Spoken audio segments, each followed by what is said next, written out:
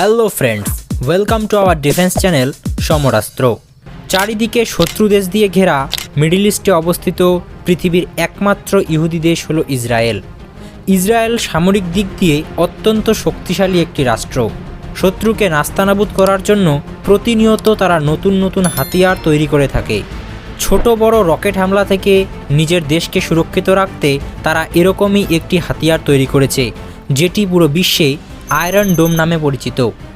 আজকের ভিডিওতে আমরা জানব আয়রন ডোম কী, এটি কিভাবে কাজ করে, এছাড়াও জানব আয়রন ডোমের শক্তি ও দুর্বলতাগুলি কী কী।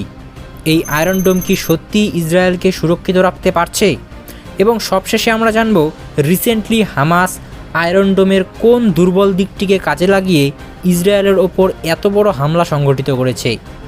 সমস্ত কিছু জানব এই ভিডিওর মাধ্যমে, তাই প্লিজ ভিডিওটিকে স্কিপ না করে শেষ পর্যন্ত দেখতে থাকুন। আয়রন ডোম। আয়রন ডোম কথাটির অর্থ হল লৌহ নির্মিত গুম্বজ। এই মিসাইল ডিফেন্স সিস্টেমটি গুম্বজের আকারে ইসরায়েলকে সুরক্ষা প্রদান করে বলে এর নাম হয়েছে আয়রন ডোম। আয়রন ডোম মূলত তিনটি ভাগে বিভক্ত।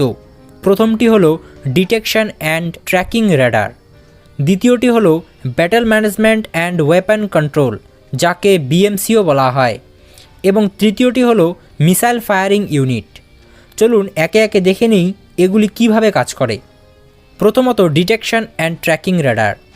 রেডারের কাজ হলো প্রতিনিয়ত আকাশকে স্ক্যান করা এবং কোনো এনিমি মিসাইল দেখতে পেলে তার ডাটা বিএমসির কাছে পৌঁছে দেওয়া।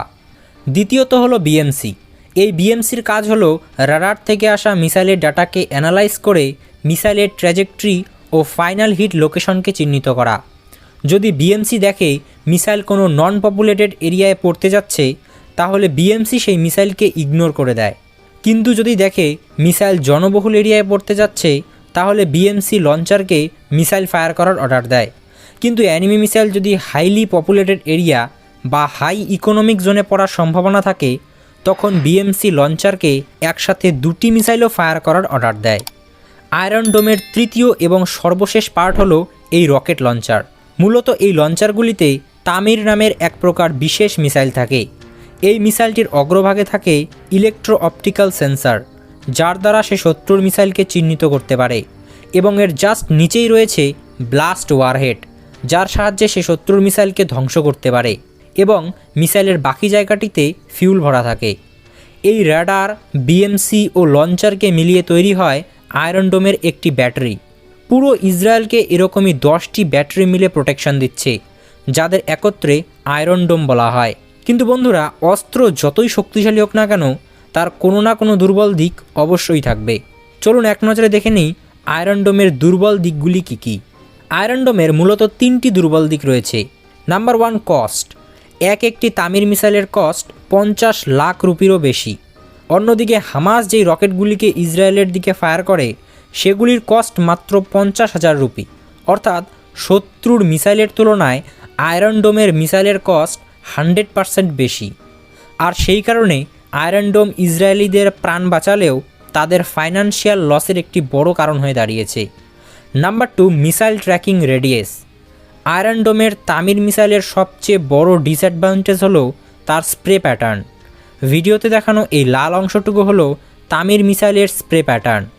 এই স্প্রে প্যাটার্নটি হলো সেই এরিয়া যেখানে তামির মিসাইল শত্রুর মিসাইলকে সেন্স করতে পারে।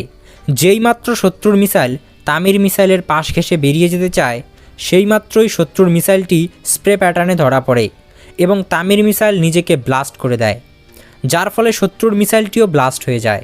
কিন্তু শত্রুর মিসাইল যদি উলম্বভাবে বেরিয়ে যেতে চায়, তাহলে এটি তামির মিসাইলের স্প্রে প্যাটার্নে ধরা পড়ে না।